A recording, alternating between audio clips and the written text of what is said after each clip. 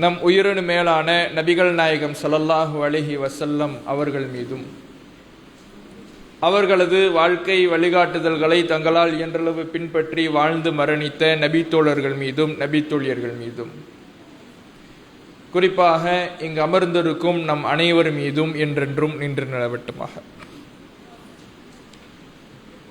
அல்லாஹ்வின் அருளால் தமிழ்நாடு தௌஹீத் ஜமாத் திருவாரூர் தெற்கு மாவட்டத்தின் சார்பாக ஏற்பாடு செய்யப்பட்டிருக்கிற செயல் வீரர்கள் மற்றும் வீராங்கனைகள் கூட்டத்திலே நாம் எல்லாம் பங்கெடுத்திருக்கிறோம். இந்த சிறப்பு செயல் வீரர்கள் வீராங்கனைகள் கூட்டம் ஏற்பாடு செய்யப்பட்டிருப்பதற்கான காரணம், அண்ணல் நபியே அழகிய முன்மாதிரி என்ற 10 மாத கால செயல் திட்டத்தை பிரச்சார திட்டமாக நாம் கையில் எடுத்திருக்கிறோம். தௌஹீது ஜமாத் சார்பாக ஏராளமான செயல் திட்டங்கள் இதற்கு முன்னால் அறிவிக்கப்பட்டிருக்கிறது. ஒவ்வொரு செயல் திட்டமும் ஒவ்வொரு பிரச்சார வடிவமைப்பை மையமாக வைத்து மக்களிடத்திலே குர்ஆன் ஹதீஸ் சொல்லுகின்ற கொள்கையையும் அது ஆர்வமூட்டுகின்ற வணக்க வழிபாடுகளையும் ஒழுக்க நெறிகளையும் பிரச்சாரம் செய்யக்கூடியவர்களாக இருந்திருக்கிறோம். அந்த வரிசையில்தான் தற்போது அண்ணல் நபியே அழகிய முன்மாதிரி என்ற செயல் திட்டத்தை கையில் எடுத்திருக்கிறோம். இந்த செயல் திட்டம் தற்போதைய கால சூழ்நிலைக்கு ஏற்ப நாம் எடுத்திருப்பதற்கான காரணம், நபிகள் நாயகம் ஸல்லல்லாஹு அலைஹி வஸல்லம் அவர்களுடைய வழிகாட்டல்களும் அறிவுரைகளும் ஒரு குறுகிய வட்டத்திற்குள்ளே சுருங்கிவிடக்கூடாது. ஒரு குறிப்பிட்ட காலத்தோடு அது முடிவு பெற்று விடாது. எக்காலத்திற்கும் பொருந்தக்கூடிய ஒரு அறிவுரையை, வழிகாட்டலை, மறுமை நாள் வரை எழக்கூடிய பிரச்சனைகளுக்கான தீர்வுகளை நபிகள் நாயகம் ஸல்லல்லாஹு அலைஹி வஸல்லம் அவர்கள் சொல்லிவிட்டு சென்றிருக்கிறார்கள். அந்த அறிவுரைகளும் வழிகாட்டலும் இன்றைய உலகத்திற்கு மிக மிக மிக அவசிய தேவையாக இருக்கிறது என்பதை உணர்ந்து அதை உலகத்திற்கும் உணர்த்தக்கூடிய வகையில்தான் இந்த செயல் திட்டம் கையில் எடுக்கப்பட்டிருக்கிறது. நபிகள் நாயகம் ஸல்லல்லாஹு அலைஹி வஸல்லம் அவர்களை பற்றி அல்லாஹ் குர்ஆனிலே சொல்லுகிற பொழுது, ரஹ்மத்துல் லில் ஆலமீன், அல்லாஹ்வுடைய தூதர் அவர்கள் அகில மக்களுக்கு ஓர் அருட்கொடையாக திகழ்கிறார்கள். ரசூலுல்லாஹ்வுக்கு முன்னாடி எத்தனையோ நபிமார்கள் வந்திருக்கிறாங்க. இறைவனால் பல இறை தூதர்கள் உலகத்திலே நியமிக்கப்பட்டிருக்கிறார்கள். அந்த இறை தூதர்களும் நபிமார்களும் ஒரு குறிப்பிட்ட காலகட்டத்திற்கு மட்டும் தங்களுடைய தூது பணியை செய்பவர்களாக இருந்திருக்கிறார்கள். ஒரு குறிப்பிட்ட சமுதாயத்திற்கு மட்டும் அனுப்பப்பட்ட இறை தூதர்களாக இருந்திருக்கிறார்கள். ஆனால் நபிகள் நாயகம் ஸல்லல்லாஹு அலைஹி வஸல்லம் அவர்கள் இறுதி தூதர் என்பதினால், அவர்களுக்கு பின்னால் எந்த தூதரும் வரப்போவதில்லை என்கின்ற காரணத்தினால், அவர்கள் கொண்டு வந்த திருமறை குர்ஆனும் அதற்கு விளக்கமாக திகழ்கின்ற நபிகள் நாயகத்தின் அறிவுரைகளும் வழிகாட்டலும் தான் மறுமை நாள் வரை மக்களை வழிநடத்தக்கூடிய வழிகாட்டல்களாக இருக்கிறது. எந்த பிரச்சனைகள் உலகத்தில் தோன்றினாலும் எல்லாவற்றுக்கும் தீர்வு செய்ய சொல்லக்கூடிய ஒரு அம்சம் நிறைந்ததாக, சக்தி வாய்ந்ததாக நபிகள் நாயகத்தின் வழிகாட்டல்கள் இருக்கிறது. அதனால்தான் இந்த நபி முஹம்மது நபி ஒரு குறிப்பிட்ட காலத்திற்கு மட்டும் அனுப்பப்பட்ட நபி அல்ல, ஒரு குறிப்பிட்ட சமுதாயத்திற்கு மட்டும் அனுப்பப்பட்ட நபி அல்ல, ஒட்டுமொத்த உலக மக்களுக்கும் அகில மக்களுக்கும் எல்லா நாட்களிலேயும் எல்லா காலங்களிலேயும் பின்பற்றப்பட வேண்டிய வழிகாட்டலை கொண்டிருக்கக்கூடிய நபி என்பதை உலகத்திற்கு பறைசாற்ற வேண்டும் என்பதற்காகத்தான் இந்த செயல் திட்டம் கையில் எடுக்கப்பட்டிருக்கிறது. நபிகள் நாயகம் ஸல்லல்லாஹு அலைஹி வஸல்லம் அவர்கள் இறை தூதராக நியமிக்கப்பட்ட அந்த காலகட்டம் 1400 ஆண்டுகளுக்கு முந்தைய காலகட்டம் என்பது பாவங்கள் நிறைந்த ஒரு காலகட்டமாக திகழ்ந்தது.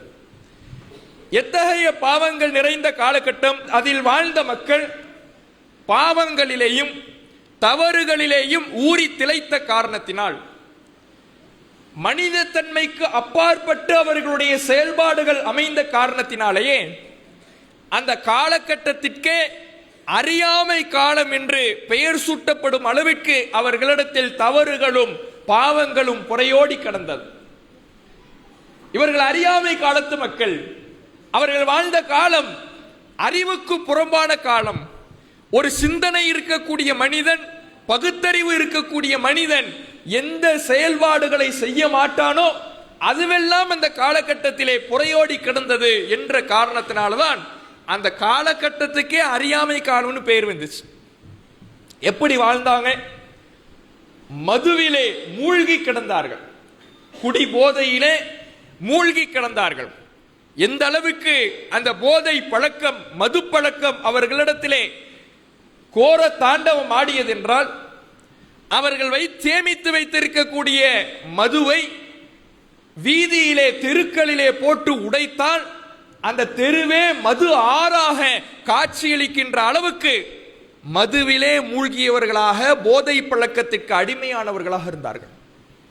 அதை போட்டு உடைச்சா தெருவெல்லாம் மதுவா ஓடும், சாராயமா ஓடும். அந்த அளவுக்கு போதை பழக்கம்.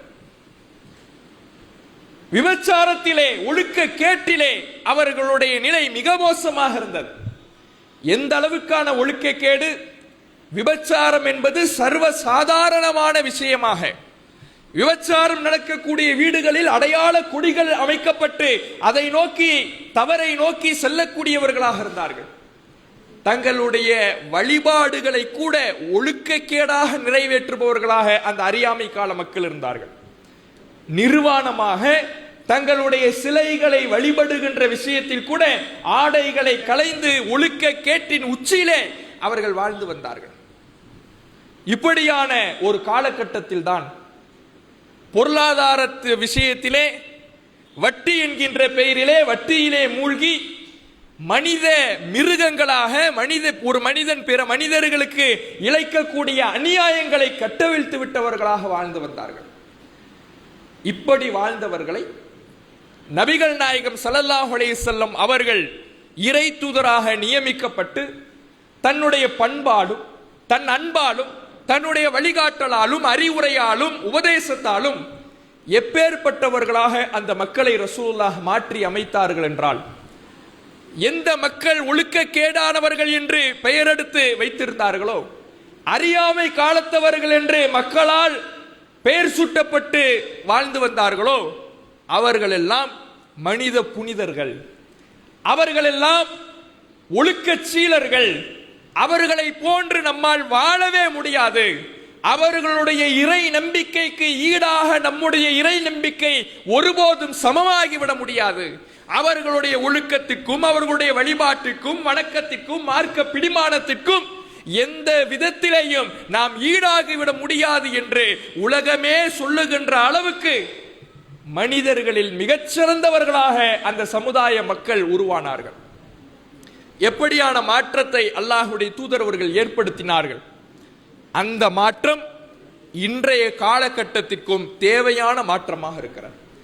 நபிகள் நாயகம் ஸல்லல்லாஹு அலைஹி வஸல்லம் அவர்களுடைய அறிவுரைகள் அன்றைய காலகட்டத்தில் மனிதர்களுடைய வாழ்வை புரட்டி போட்டு ஒழுக்கத்தின் உச்சிக்கு கொண்டு சென்றதோ, அதே அறிவுரைகளுடைய பலனும் மாற்றமும் இன்றைய காலகட்டத்திற்கும் சற்றும் குறைவில்லாமல் தேவைப்படக்கூடியதாக இருக்கிறது.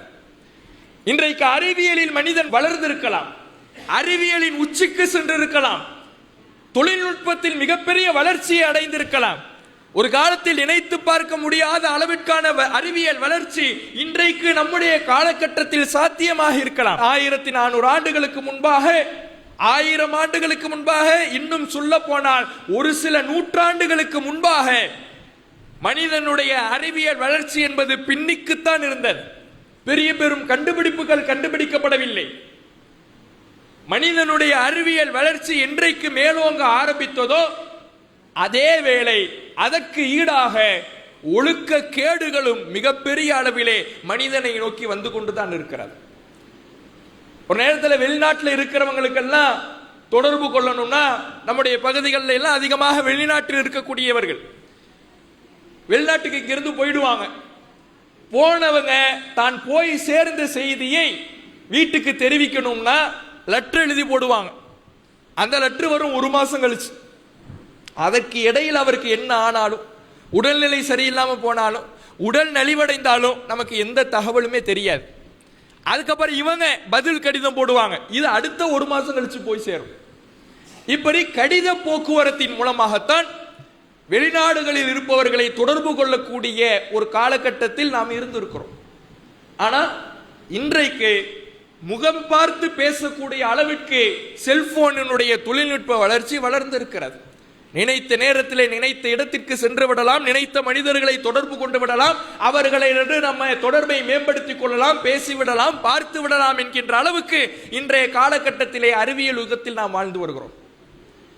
இப்படி எப்படி அறிவியல் உலகம் எந்த அளவுக்கு வளர்ச்சி அடைந்திருக்கிறதோ அதே அளவுக்கு அதன் மூடாக பாவங்களும் ஒழுக்க கேடுகளும் இன்றைக்கு சமுதாயத்திலே மிகைத்திருப்பதையும் நம்மால் மறுக்க முடியாது. ஒரு காலகட்டத்தில் தேடி சென்று தூரமாக இருந்த பாவங்களை தேடி சென்ற மனிதன் இன்றைக்கு அருகிலேயே, தன் வீட்டிலேயே, தன் கையிலேயே செல்போன்களின் வடிவிலே பாவங்களை சுமந்து கொண்டு செல்கின்றான். ஒரு காலத்தில் சினிமா பார்க்கணும்னா அவெல்லாம் தியேட்டர்கள் என்பது மாவட்டத்துக்கு ஒன்று இப்படிதான் இருக்கும்.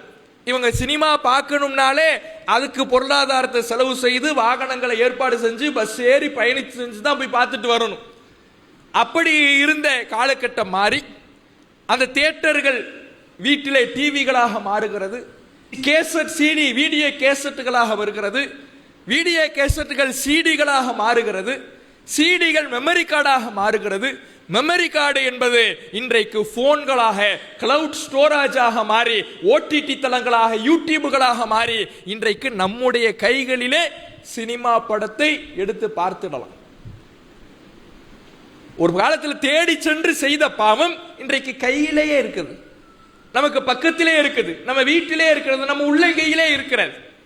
அப்ப பாவங்கள் எவ்வளவு நெருங்கி வந்திருக்கிறது என்பதை பாருங்கள். இப்படி நெருங்கி வந்த இந்த காலகட்டத்தில் ஒரு மனிதன் தன் வாழ்வை, தன் ஈமானை, தன் மார்க்கத்தை பாதுகாத்துக் கொள்ள வேண்டும் என்றால், தன் ஒழுக்கத்தை பாதுகாத்துக் கொள்ள வேண்டும் என்றால் அதற்கு நபிகள் நாயகத்தின் அறிவுரை மிக மிக மிக இன்றைய காலத்திற்கு தேவைப்படுகிறது. யோசிச்சு பாருங்க, இன்றைக்கு சமூக வலைதளங்கள்ல ஒரு புறம் இளைஞர்கள், ஆண்கள் தவறிலே மூழ்கி தவறான காரியங்களை செய்து நேரங்களை வீணடித்து ஒழுக்க கேடுகளுக்கு செல்கிறார்கள் என்றால், அதற்கு சற்றும் குறைவில்லாமல் பெண்களும் சமூக வலைதளங்களிலே ரீல்ஸ் என்கின்ற பெயரிலே, விளாக் என்கின்ற பெயரிலே தன்னுடைய வீட்டில் என்னெல்லாம் நடக்குது வீடியோ. நான் காலைல இத்தனை மணிக்கு எழுந்திருச்சேன், நான் காலைல இதை சமைச்சேன், பிள்ளைங்களை ஸ்கூலுக்கு அனுப்புனேன், இந்த ட்ரெஸ் வாங்கினேன், மதியம் இதை சமைச்சேன், சாயங்காலம் இங்கே போயிட்டு வந்தேன், நைட்டு இதை சமைச்சேன், இத்தனை மணிக்கு படுத்து தூங்கினேன். என்னென்னலாம் தான் வாழ்க்கையில ஒரு நாளைக்கு நடக்குதோ எல்லாத்தையும் விளாகுங்கிற பேர்ல இன்றைக்கு ஒவ்வொரு ஊர்களிலேயும் இது போன்று பெண்கள் தங்களை காட்சிப்படுத்தக்கூடிய செயல்களை ரீல்ஸ்கள் என்கின்ற பெயரிலே செய்து கொண்டிருப்பதை பார்க்கிறோம். எங்கே சென்று கொண்டிருக்கிறது இந்த உலகம்? நபிகள் நாயகத்தை முன்மாதிரி என்று நாம் சொல்லிக் கொள்கிறோம். நபிகள் நாயகம் தான் உயிருக்கு மேலானவர்கள் என்று மாறுதட்டிக் கொள்கிறோம். அல்லாஹ்வுடைய தூதர் அவர்களை நான் நேசிக்கிறேன் என்று சொல்லிக் கொள்கிறோம். ஒட்டுமொத்த சமுதாயமும் சொல்லுகிறது. இஸ்லாமிய சமுதாயத்தில் யாராவது ரசூலுல்லாஹ்வை திட்டுறான், ரசூலுல்லாஹ்வை ஏசுறான் அப்படின்னு பார்க்க முடியுமா? நபிகள் நாயகத்தை நான் நேசிக்கிறேன் என்றுதான் ஒவ்வொரு முஸ்லிமும் சொல்லுகிறான். எல்லா முஸ்லிமும் நபிகள் நாயகத்தை நான் நேசிக்கிறேன், உயிருக்கு மேலாக நேசிக்கிறேன், நபிகள் நாயகத்தை ஒருவன் இழிவாக பேசிவிட்டான் என்று தெரிந்தால் போராட்டத்தில் குதிக்க நான் தயாராக இருக்கிறேன் என்றுதான் ஒவ்வொருவனும் தன்னுடைய சமூக வலைதளத்திலே எழுதுகிறான், களத்திலே குதிக்கிறான். உண்மையான நேசம் என்பது அது மட்டுமல்ல. ரசூலுல்லாஹ்வை ஒருவன் ஏசிவிட்டான், இழிவுபடுத்தி விட்டான் என்று சொல்கின்ற பொழுது அவனுக்கு எதிராக கோப கணைகளால் எரிமலையாக வெடிப்பது மட்டுமல்ல, நபிகள் நாயகத்தின் அறிவுரைகள் என்ன சொல்லுகிறதோ அதன்படி நம் வாழ்வை அமைத்துக் கொள்வதுதான் உண்மையான நேசம். அந்த நேசம் விஷயத்திலே இன்றைக்கு பல முஸ்லிம்கள் பின்தங்கி இருப்பதை பார்க்கிறோம். ஒரு பக்கம் நபிகள் நாயகத்தை நான் நேசிக்கிறேன், என் இறை தூதர் முகமது நபி அவர்கள் தான் என்று உலகத்துக்கு சொல்வான், வாட்ஸ்அப் ப்ரொஃபைல் பிக்சர் வைப்பான், ஃபேஸ்புக்கிலே ஸ்டேட்டஸ் போடுவான். இன்னொரு பக்கம் அந்த நபிகள் நாயகம் எதை தடுத்தார்களோ அந்த பாட்டையே ஸ்டேட்டஸா வச்சுப்பான். அந்த நபிகள் நாயகம் எதை தடுத்தார்களோ அந்த ஹிஜாபி விஷயத்திலே அந்த பெண் சரியான முறையில் நடக்க மாட்டார், அந்த நபிகள் நாயகம் எந்த ஒழுக்க கேட்டை தடுத்தார்களோ அந்த ஒழுக்க கேட்டை சமூக வலைதளங்கள் மூலமாக செய்து கொண்டிருப்பான். இப்படி நபிகள் நாயகத்தை பிடிக்கும், நபிகள் நாயகத்தை நேசிக்கிறேன், ஐ லவ் முஹம்மது என்று ஸ்டேட்டஸ் வைப்பது நபி நேசத்தை காட்டிவிடாது. அவர்கள் என்ன அறிவுரைகளை சொல்லிவிட்டு சென்றார்களோ அந்த அறிவுரைகள் நம் வாழ்வில் மாற்றத்தை தந்திருக்கிறதா? இன்றைய காலகட்டத்தின் ஒழுக்க வீழ்ச்சியிலிருந்து நம்மை காப்பாற்றி இருக்கிறதா? யோசித்து பாருங்கள். இன்னைக்கு சமூக வலைதளங்கள்ல அவ்வளவு தவறுகள், அவ்வளவு மோசமான விஷயங்கள் நடக்கிறது. இளைஞர்கள் மட்டுமல்ல, ஆண்கள் பெண்கள் என்று இன்றைக்கு சினிமா மோகத்திலேயும் சமூக வலைதளத்தினுடைய ட்ரெண்டிங்களுக்கு தகுந்தவாறும் தங்களை மாற்றிக்கொள்ளக்கூடியவர்களாக இன்றைக்கு பல நபர்களை, பல முஸ்லிம்களை பார்க்கிறோம். நம்முடைய தலைவர் யாரு? நபிகள் நாயகர். நம்முடைய முன்மாதிரி யாரு? நபிகள் நாயகர். வார்த்தையிலே எல்லாருக்கும் ஈஸியா வந்துடும்.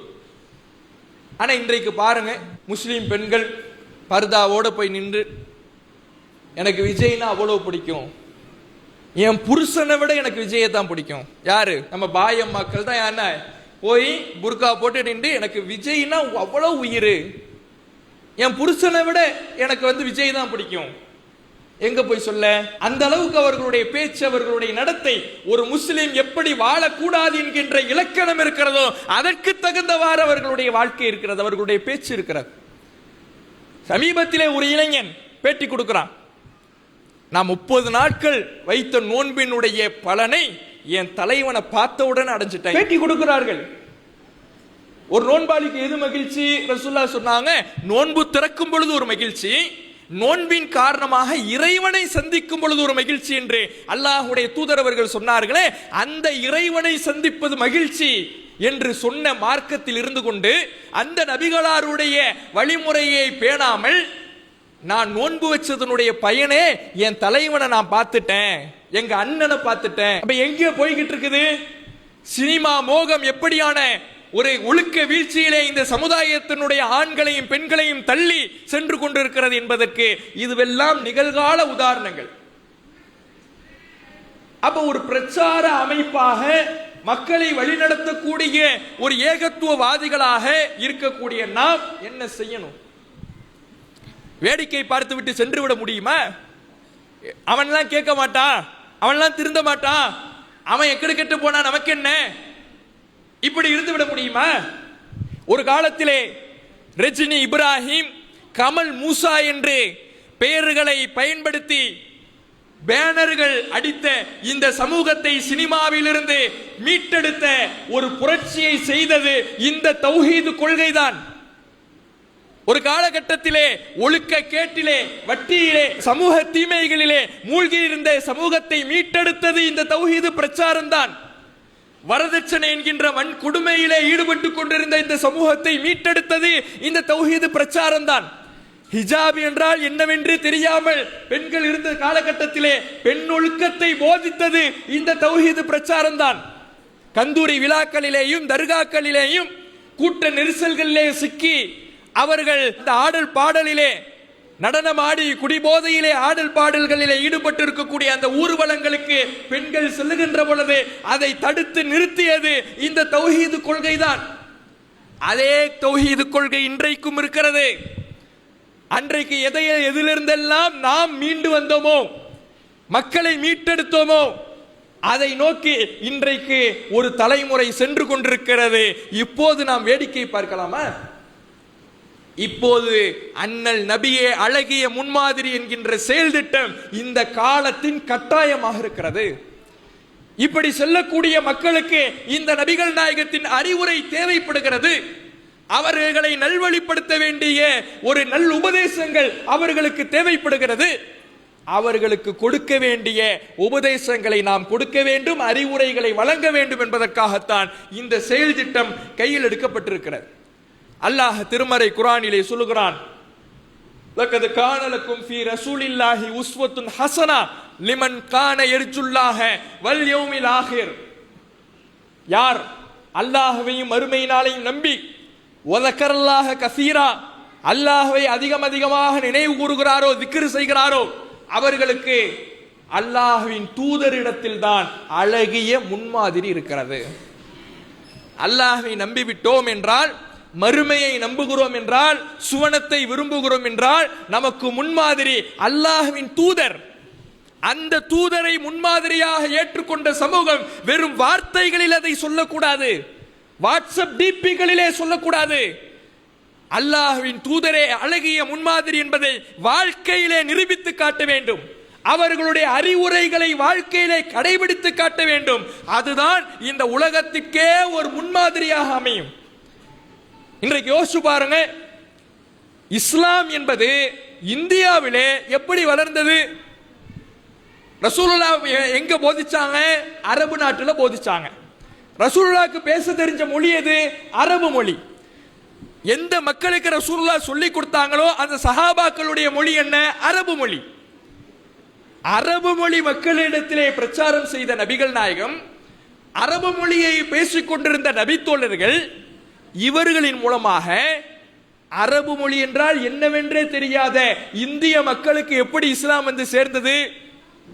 வணிகத்திற்காகவும் வியாபாரத்திற்காகவும் இந்தியாவோடு தொடர்பில் இருந்தவர்கள் அங்கிருந்து இங்கு வருகின்ற பொழுதோ அல்லது இங்கிருந்து அங்கு செல்கின்ற பொழுதோ முஸ்லிம்களை பார்க்கின்ற பொழுது, அவர்களுடைய வாழ்க்கையை பார்க்கின்ற பொழுது, அவர்களுடைய நேர்மையை பார்க்கிற பொழுது, அவர்களின் வழிபாட்டை பார்க்கிற பொழுது, அவர்களின் ஒழுக்கத்தை பார்க்கின்ற பொழுது, இப்படி பார்த்து தான் இங்கே எல்லாம் இஸ்லாம் பரவியது. வார்த்தைகள்ல பரவிடல. வார்த்தைகளை பரவிடணும்னா அரபு மக்களுக்கு மட்டும்தான் பரவிக்கிட்டு இருந்திருக்கணும். அரபு அல்லாத மக்களுக்கு எப்படி பரவணுச்சு? செயல்பாட்டை பார்த்து, வாழ்க்கையை பார்த்து, ஒழுக்கத்தை பார்த்து. இப்படித்தான் இஸ்லாம் எல்லா இடங்களுக்கு பரவிடுச்சு. இன்னைக்கு முஸ்லிம்களுடைய வாழ்க்கையை பார்த்து பிற மக்களுக்கு இஸ்லாம் கொண்டு போய் சேர்க்கப்பட வேண்டும் என்றால், முதலில் அவர்களின் வாழ்க்கையிலே, முஸ்லிம்களின் வாழ்க்கையிலே நபிகள் நாயகத்தின் அறிவுரைகள் பிரதிபலிக்க வேண்டும். நபித்தோழர்களுடைய வாழ்க்கையில் நபிகள் நாயகத்தின் அறிவுரைகள் பிரதிபலித்தது. அந்த பிரதிபலிப்பு மற்ற எல்லா அவர்களை பார்க்கக்கூடிய மக்களுக்கெல்லாம் சென்றடைந்து, மொழி இல்லாமல், வார்த்தை இல்லாமல், அவர்களிடத்தில் எந்த விதமான பேச்சு இல்லாமல் இஸ்லாம் பட்டி தொட்டி எல்லாம் பரவியது. இன்றைக்கும் நாம் நம்முடைய வாழ்க்கையிலே, முஸ்லிம்கள் எல்லோரும் தங்களுடைய வாழ்க்கையிலே நபிகள் நாயகத்தின் அறிவுரையை பிரதிபலிப்பார்கள் என்றால், மேடைகளிலே பேச தேவையில்லை, பேச்சு தேவையில்லை, வார்த்தை தேவையில்லை. இஸ்லாம் வாழ்க்கையை பார்த்தே ஒவ்வொரு மக்களுக்கும் சென்றடையும். இன்றைக்கு ஒரு முஸ்லீமை பார்த்தால் மற்ற மதத்தவருக்கும் மற்ற கொள்கையில் உள்ளவர்களுக்கும் இந்த முஸ்லீமுக்கும் என்ன வேறுபாடுன்னு பிரிச்சு கண்டறிஞ்சிட முடியுமா? ஒரு காலத்தில் தாடியை வச்சு கண்டுபிடிச்சிடலாம்.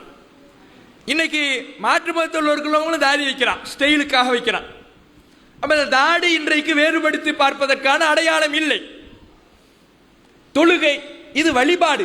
தொழுகை என்பது வழிபாடு, வணக்கம். இந்த வணக்கம் தான் வித்தியாசமா இருக்குது. கோயிலிலே சாமியை கும்பிடுகிறார்கள், சர்ச்சுகளிலே ஜெபிக்கிறார்கள், பள்ளிவாசலிலே தொழுகிறோம். வணக்க வழிபாடுகள் வித்தியாசமாக இருக்கிறதே தவிர வாழ்க்கையில் என்ன வித்தியாசம் இருக்கிறது? ஒழுக்கத்தில் என்ன வித்தியாசம் இருக்கிறது? பேசுகின்ற பேச்சில் என்ன வித்தியாசம் இருக்கிறது? நடக்கின்ற நடத்தையில் என்ன வித்தியாசம் இருக்கிறது? நம்முடைய வாழ்க்கை எப்படி மற்றவர்களோடு வித்தியாசப்பட்டு நிற்கிறது? அவன் எப்படி சமூக வலைதளங்களை பயன்படுத்தி நேரத்தை வீணடிக்கிறானோ அதே மாதிரி நம்மளும் இருக்கத்தான் செய்யறோம். அவன் எப்படி ரீல்ஸ் போடுறானோ அதே மாதிரி இஸ்லாமிய சமுதாயத்தில் ரீல்ஸ் போடுறவங்க இருக்கத்தான் செய்யறான். அவன் எப்படி வட்டி வாங்குறானோ அதே மாதிரி வட்டி வாங்குற மக்கள் இங்கே இருக்கத்தான் செய்யறான். அவன் எப்படி மதுவிலே மூழ்கி கிடக்கிறானோ அதே மாதிரி இங்கே இருக்கத்தான் செய்யறான். அவன் எப்படி எனக்கு எந்த கொள்கையும் தேவையில்லை, எந்த கோட்பாடும் தேவையில்லை, எந்த மதமும் தேவையில்லை, எந்த மார்க்கமும் தேவையில்லை, எனக்கு காதல் மட்டும் முக்கியம்னு போறானோ அதே மாதிரி இங்கேயும் இருக்கத்தான் செய்யறான். என்ன வித்தியாசம் இருக்குது? பெயரளவில் அப்துல்லா, முகமது, ஆயிஷா, ஃபாத்திமா பெயர்ல அரபு மொழி பெயர்களை சூட்டிவிட்டால் முஸ்லிமாக நபிகள் நாயகத்தின் அறிவுரையை பேணியவர்களாக ஆகிவிட முடியுமா? வாழ்க்கை மாற வேண்டும். நம்முடைய வாழ்க்கை மாறினால் அதை பார்த்து பல்லாயிரக்கணக்கான மக்களின் வாழ்க்கை மாறும். வாழ்க்கையிலே இஸ்லாம் இருந்தால்தான், வார்த்தைகளே இல்லாமல் இந்த இஸ்லாம் எல்லா இடங்களுக்கும் பரவும். அதற்கு தேவை என்ன? நபிகள் நாயகத்தின் அறிவுரைகள் எல்லா மக்களுடைய வாழ்க்கையிலேயும் பிரதிபலிக்க வேண்டும். ஒவ்வொரு அறிவுரையும் நபிகள் நாயகத்தின் அறிவுரைகள் வாழ்க்கையிலே வெளிப்பட வேண்டும், பேச்சில் வெளிப்பட வேண்டும், நடத்தையில் வெளிப்பட வேண்டும், ஆடையில் வெளிப்பட வேண்டும், குடும்பத்தில் வெளிப்பட வேண்டும், வியாபாரத்தில் வெளிப்பட வேண்டும், சமூகத்தில் வெளிப்பட வேண்டும். இப்படி ஒவ்வொரு கட்டமைப்பிலேயும் ஒவ்வொரு செயல்பாடுகளிலேயும் அங்குலம் அங்குலமாக நபிகள் நாயகத்தின் அறிவுரைகளை பிரதிபலிக்க துவங்கிவிட்டோம் என்றால் அதுதான் இந்த இஸ்லாமிய சமுதாயத்தில் ஏற்படுகின்ற மிகப்பெரிய புரட்சி. அறியாமை கால மக்கள் என்பவர்கள் நன்மக்களாக, மிக மனிதர்களில் மிகச்சிறந்தவர்களாக எப்படி உருவானார்களோ அதே அறியாமை காலம் இன்றைக்கும் இருக்கத்தான் செய்கிறது. அறிவியல் யுகம் வளர்வதினால் அறியாமை இருள் நீங்கி விடாது. அந்த அறியாமை காலத்திலே என்னென்ன ஒழுக்க கேடுகள் இருந்ததோ அதே ஒழுக்க கேடுகள் இருக்கின்ற காலமெல்லாம் அறியாமை காலம்தான். இன்றைக்கும் அறியாமை காலத்தில் நாம் இருக்கிறோம். இந்த அறியாமை என்கின்ற இருள் நீங்க வேண்டுமென்றால் அன்றைக்கு அந்த இருளை எந்த ஒளிமயமான நபிகள் நாயகத்தின் அறிவுரை நீக்கியதோ அதே ஒளிமயமான நபிகளாரின் அறிவுரையின் மூலமாகத்தான் நீக்க முடியும். அதற்காகத்தான் செயல் திட்டத்தை வகுத்திருக்கிறோம். இந்த செயல் திட்டம் என்ன? 10 மாத கால செயல் திட்டம். இந்த 10 மாதத்திற்கும் ஒவ்வொரு மாதத்திற்கும் ஒவ்வொரு தலைப்பு. ஒவ்வொரு மாதத்திற்கு என்ன? 10 மாதத்திற்கும் ஒவ்வொரு மாதத்திற்கும் ஒவ்வொரு தலைப்பின் கீழே நபிகள் நாயகத்தின் அறிவுரைகளை மக்களுக்கு கொண்டு போய் சேர்ப்பது. ஜூன் மாதம் சிறுவர்களின் தோழர் நபிகள் நாயகம். இன்றைக்கு சிறுவர்களிடத்திலே மார்க்க ஈடுபாடு என்பது குறைந்து வருகிறது. பள்ளிவாசல் தொடர்பு என்பது குறைந்து வருகிறது. உலக கல்விக்கு பெற்றோர்களால் அவர்களுக்கு ஆர்வம் ஊட்டப்படுகின்ற அளவுக்கு மார்க்க கல்விக்கு ஆர்வம் ஊட்டப்படுவது கிடையாது. பள்ளிவாசலை நோக்கி அவர்களை அழைத்து வருவது கிடையாது. சிறுவர்கள் இன்றைக்கு மார்க்கத்தை விட்டு சமூக ஊடகங்களின் பிரதிபலிப்பாலும் கேம்களின் தலையீட்டாலும் தூரமாகிக் கொண்டிருக்கிறார்கள். அவர்களை பள்ளிவாசலுக்கு கொண்டு வர வேண்டும். நபிகள் நாயகம் சிறுவர்களுக்கு எப்படி தோழராக விளங்கினார்களோ அதுபோன்று ஒவ்வொரு பள்ளிவாசலில் இருக்கக்கூடிய நிர்வாகிகளும் தாயிகளும் ஒவ்வொரு மக்களும் மூத்தவர்களும் அந்த சிறுவர்களுக்கு தோழர்களாக விளங்கணும். ஆனா நிலைமை எப்படி இருக்கு? சின்ன பையன்னா அவன் ஏதோ வளர்ந்து பக்குவம் அடைஞ்சு பல பிரச்சனைகளை பார்த்து விவரமா இருக்கணுங்கிற மாதிரி நம்ம எதிர்பார்ப்பு இருக்கிற காரணத்தினால அவன் ஒரு சின்ன தப்பை செஞ்சுட்டா கூட அவ்வளவுதான். அவன் அடுத்த நாள் பள்ளிவாசலுக்கு வராம இருக்கிறதுக்கு என்னெல்லாம் செய்யணுமோ அதையெல்லாம் நம்ம செஞ்சிடுவோம். சின்ன பையனா தப்பு செய்யதான் செய்வான். சின்ன பையன்னா அவனுடைய விவரம் அவ்வளவுதான். பள்ளிவாசலுக்கு வந்தா ஓடுவான், ஆடுவான், பேசுவான், தொணம்பா, தண்ணி இல்லைன்னா கீழே கொட்டுவான், பைப்பை திறந்தா மூட மறந்துடுவான். இது எல்லாமே அவனிடத்துல இருக்கும். அதெல்லாம் இருந்தாதான் அவன் சின்ன பையன். ஆனா இதை நம்ம பார்த்துட்டோம்னு வைங்க பள்ளிவாசல்ல, அவ்வளவுதான். நபிகள் நாயகம் ஸல்லல்லாஹு அலைஹி வஸல்லம் அவர்களுடைய காலம் எப்படி இருந்தது தெரியுமா? இப்னு அப்பாஸ் ரலியல்லாஹு அவர்கள் சொல்லுகிறார்கள், நான் சஃப்புகளிலே நபிகள் நாயகம் ஸல்லல்லாஹு அலைஹி வஸல்லம் அவர்கள் தொழுகை நடத்தி கொண்டிருக்கின்ற பொழுது சஹாபாக்கள் எல்லாம் பின்பற்றி தொழுது கொண்டிருக்கக்கூடிய வேளையிலே சஃப்புகளுக்கு குறுக்காக நான் கடந்து செல்வேன் என்று இப்னு அப்பாஸ் ரலியல்லாஹு அவர்கள் அறிவிக்கிறார். மிகச் சிறியவர். நபிகள் நாயகம் மரணிக்கும் பொழுதே 10 வயது இருக்கக்கூடிய சிறியவர். ரசூலுல்லாஹ்வுடைய காலத்திலே தான் பள்ளிவாசலிலே எப்படி இருந்தேன் என்பதை அறிவிக்கிறார்கள். இப்னு அப்பாஸ் ரலியல்லாஹு அவர்கள் விரட்டப்படவில்லை, கத்தப்படவில்லை. இப்னு அப்பாஸ் ரலியல்லாஹு அவர்கள் பிறரால் பள்ளிவாசலிலிருந்து விரட்டப்படவில்லை. அவர் அன்றே விரட்டப்பட்டிருந்தால் இஸ்லாமிய உலகின் மிகப்பெரிய பேரறிஞராக அவர் எதிர்காலத்திலே உருவாகி இருக்க முடியாது. அதிகமான ஹதீஸ்களை அறிவித்த நபித்தோழர்களில் ஒருவர் இப்னு அப்பாஸ். பல சட்டங்களின் விளக்கு உரைகளை கொடுத்தவர் இப்னு அப்பாஸ். மிகப்பெரிய விவாத களங்களை நடத்தி பல வழி தவறியவர்களை சத்தியத்தின் பால் அழைத்து வந்தவர் இப்னு அப்பாஸ். இப்படிப்பட்ட இப்னு அப்பாஸ் அன்றைக்கே விரட்டப்பட்டிருந்தார் என்றால் உருவாகி இருக்க மாட்டார். அப்படி எத்தனையோ இப்னு அப்பாஸ்கள் இன்றைக்கு நம்முடைய பள்ளிவாசல்களுக்கு வலம் வருகிறார்கள். சஃப்புகளின் குறுக்கிலே கடக்கிறார்கள். பள்ளிவாசலில் தண்ணீரை திறந்துவிட்டு மூட மறக்கிறார்கள். தண்ணீரை கீழே கொட்டுகிறார்கள், பேசுகிறார்கள், கத்துகிறார்கள், ஓடுகிறார்கள், ஆடுகிறார்கள். ஆனால் அவர்கள் உருவாகும் முன்பே இந்த ஒரு சிறிய தவறை வைத்து விரட்டி அடித்து விடுகிறோம். அவன் எப்படி அடுத்த தலைமுறை உருவாகும்? அடுத்த தலைமுறை உருவாக மாட்டேங்கிறான். அவன் இளைஞனாயி கொஞ்சம் செல்போனே மூழ்கி அல்லது போதை பழக்கத்துக்கு ஆளாகி அவன் தெரு முக்களை உட்கார்ந்து மோசமா நடந்துகிட்டு இருந்தான்னு வைங்களேன், நம்ம தான் திட்டுவோம். இப்ப எப்படி இருக்கிறான் பார். ஒரு பள்ளிவாசல் பக்கம் எட்டி பார்க்கறானா, கேமு கேமு கேமுன்னு என்னாலும் கேமு. எவ்வளவு மோசமா இருக்கிறான். அப்ப சிறுவர்களை அரவணைத்து அவர்களை வென்றெடுத்து அந்த தலைமுறையை இஸ்லாமிய வழிபாட்டோடு வாழ்க்கை முறையோடு உருவாக்கக்கூடிய ஒரு பணியை நாம் செய்ய வேண்டும் என்பதற்காகத்தான் சிறுவர்களின் தோழர் நபிகள் நாயகம் என்கின்ற செயல் திட்டம். ஜூலை மாதம் பெண்ணுரிமை போற்றிய பெருமானார் என்ற செயல் திட்டம். பெண்ணுரிமை என்பது இஸ்லாத்தை போன்று எந்த மதமோ எந்த கோட்பாடோ வழங்கவில்லை. பெண்களுக்கான உரிமைகளை, சொத்துரிமை, திருமண உரிமை, விவாகரத்து உரிமை என்று பெண்களுக்கு என்னென்ன உரிமைகள் வேண்டுமோ எல்லா உரிமைகளையும் தந்திருக்கக்கூடிய ஒரே மார்க்கம் இஸ்லாமிய மார்க்கம் தான்.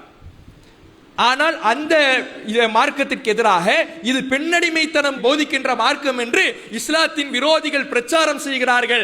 அவர்களின் பிரச்சாரத்தை முறியடிக்கின்ற வகையிலே பெண்களே இஸ்லாம் எங்களுக்கு வழங்கி இருக்கக்கூடிய உரிமைகள் இவ்வளவு இருக்கிறது என்று உலகிற்கு பறைசாற்றுகின்ற வகையில் அமைக்க வேண்டிய ஒரு பிரச்சாரம் பெண்ணுரிமை பற்றிய பெருமானார் என்கின்ற பிரச்சாரம். அடுத்து ஆகஸ்ட் மாதம் நபி வழி நடந்தால் நரகம் இல்லை என்ற பிரச்சாரம்.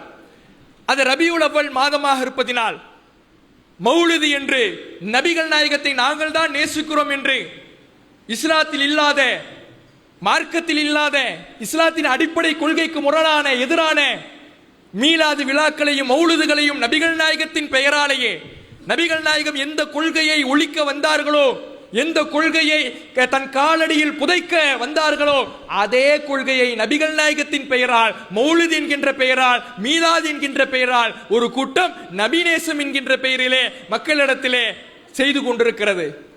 இது உண்மையான நபிநேசம் அல்ல, இது போலி வேஷம். நபிநேசம் என்றால் நபிகள் நாயகத்தின் அறிவுரைகளை பின்பற்றுவதுதான் நபிநேசம். இணை வைப்பை உதறி தள்ளுவதுதான் நபிநேசம். அதே நபிகள் நாயகத்தை அல்லாஹுக்கு நிகராக புகழ்வது நபிநேசம் அல்ல. அது நபியையும் நபியினுடைய அறிவுரைகளையும் கண்டனங்களையும் கொள்கையையும் இழிவுபடுத்துகின்ற செயல் என்பதை மக்களுக்கு புரிய வைக்கின்ற வகையிலே நபி வழி நடந்தால் நரகமில்லை என்கின்ற பிரச்சாரம். செப்டம்பர் மாதம் இறை தூதர் வழியில் இளைஞர்கள், ஏற்கனவே சிறுவர்கள், அடுத்து அந்த இளைஞர்கள் இன்றைக்கு செல்போன்களிலே தங்களுடைய வாழ்க்கையை அடிமையாக்கி நேரத்தை இழந்து, வாழ்க்கையை இழந்து, ஒழுக்கத்தை இழந்து, தன் குடும்பத்தை இழக்கக்கூடிய ஒரு அபாயகரமான ஒரு காலகட்டத்தில் வாழ்ந்து வருகிறார்கள். செல்போனை விட்டு அவர்களை வெளியே கொண்டு வருவது மிக பெரும் கடினமான விஷயமாக இருக்கிறது. அந்த இளைஞர்களுக்கு நபிகள் நாயகத்தின் அறிவுரைகளையும் ஒழுக்கங்களையும் போதித்து செல்போனிலிருந்து அவர்களை வெளியே கொண்டு வரும் விதமாக அந்த இளைஞர்களை வைத்து மரக்கன்று நடக்கூடிய நிகழ்வுகளை நடத்தி சமுதாயத்திற்கு பயன் தரக்கூடியவனாக உன் இளமையை பயன்படுத்தி, மார்க்கத்திற்கு பயன் தரக்கூடியவனாக உன் இளமையை மாற்று. இந்த இளமையை மார்க்கத்திற்காக நீ பயன்படுத்துகிற பொழுதுதான் மறுமையின் அர்ஷின் நிழலை பெற முடியும் என்ற இளைஞர்களுக்கான உபதேசங்களை முன்னிறுத்தி இறை தூதர் வழியில் இளைஞர்கள் என்கின்ற செயல் திட்டம். அக்டோபர் மாதம் சமூக தீமைக்கு தீர்வு கண்ட நபிகள் நாயகம். இன்றைக்கு எத்தனையோ சமூக தீமைகள் நடைபெறுகிறது. தீண்டாமை இருக்கிறது, வரதட்சணை இருக்கிறது, வட்டி இருக்கிறது, எத்தனையோ கொடுமைகள், ஒரு மனிதன் பிற மனிதனுக்கு இழைக்கக்கூடிய அநியாயங்கள் இந்த சமுதாயத்திலே இன்றளவும் இருந்து கொண்டுதான் இருக்கிறது. இன்னும் சொல்ல போனால் ஆடம்பர திருமணம் என்கின்ற பெயரிலே இஸ்லாமிய மக்கள், சில முஸ்லிம்கள் கூத்துக்களாகவும் கும்மாளங்களாகவும் திருமணங்களை மிகப்பெரிய அளவிலே நடத்தி கொண்டிருக்கிறார்கள். இது போன்ற சமூக குற்றங்களுக்கு எதிராக நபிகள் நாயகத்தின் அறிவுரைகளை சொல்லி அவர்களை அந்த தீமைகளிலிருந்து வென்றெடுக்கக்கூடிய ஒரு பிரச்சாரம், சமூக தீமைக்கு தீர்வு கண்ட நபிகள் நாயகம் என்ற பிரச்சாரம். நவம்பர் மாதம் மாணவி வரலாறு அறிவோம். எத்தனையோ தலைவர்களுடைய வரலாறு என்னை பூரிக்க வைக்கிறது, என்னை மெய் சிலிர்க்க வைக்கிறது.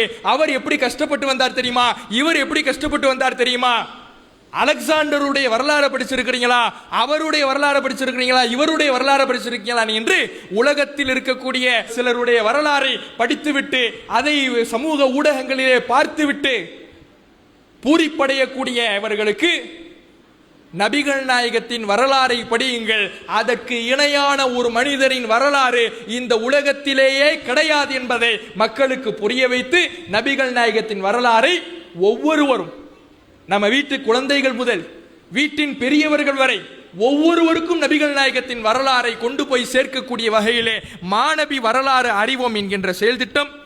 டிசம்பர் மாதம் அன்னலாரின் ஆளுமைகள், தௌஹீது பிரச்சாரத்தை நாம் எடுத்து சொல்லுகிறோம் என்றால் எடுத்து சொல்லக்கூடிய நாம் எத்தகைய பண்புள்ளவராக இருக்க வேண்டும், எத்தகைய ஆளுமை உள்ளவராக இருக்க வேண்டும், எத்தகைய நிர்வாக திறன் உள்ளவராக இருக்க வேண்டும் என்பதை ஒவ்வொரு நிர்வாகிகளுக்கும் தாயிகளுக்கும் தர்பியத்து கொடுக்கக்கூடிய வகையில். இதுல வெளி பிரச்சாரம் கிடையாது, வெளி மக்களுக்கு தாவா கிடையாது, பக்கத்து வீட்டுக்காரங்களுக்கு கிடையாது, பக்கத்து அமைப்புக்காரர்களுக்கு கிடையாது, நம் வீட்டுக்காரர்களுக்கு, நம் பள்ளிக்காரர்களுக்கு, நம் நிர்வாகிகளுக்கு, தௌஹீது ஜமாத் என்கின்ற இந்த குடும்பத்திற்கு தான் இந்த செயல் திட்டம்.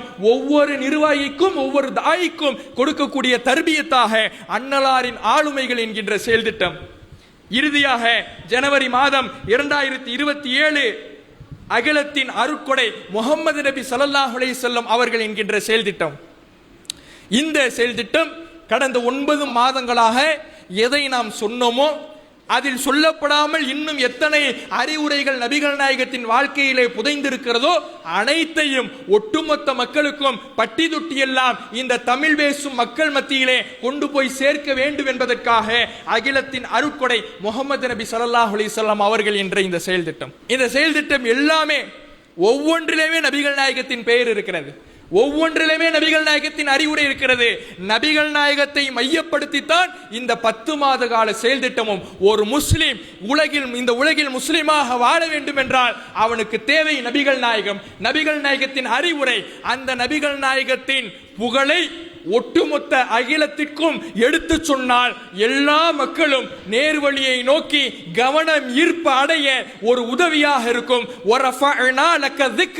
நபியே, உம்முடைய புகழை நாம் மேலோங்க செய்தோம் என்று அல்லாஹ் சொல்லுகிறானே, அத்தகைய புகழை உலகெங்கிலும் மேலோங்க செய்வதற்கு, பட்டி தொட்டி எல்லாம் பரவுவதற்கு நம்முடைய பிரச்சார பயணத்தை இன்ஷா அல்லாஹ் துவக்கி ஒவ்வொரு இடங்களிலேயும் நபிகள் நாயகத்தின் புகழ் ஓங்குவதற்கு, பிரச்சாரம் சென்றடைவதற்கு, அறிவுரைகள் பிரதிபலிப்பதற்கு இன்ஷா அல்லாஹ் செயல் வீரர்களும் வீராங்கனைகளும் உழைப்போம் இன்ஷா அல்லாஹ். அஸ்ஸலாமு அலைக்கும் வரஹ்மத்துல்லாஹி வபரகாத்துஹு.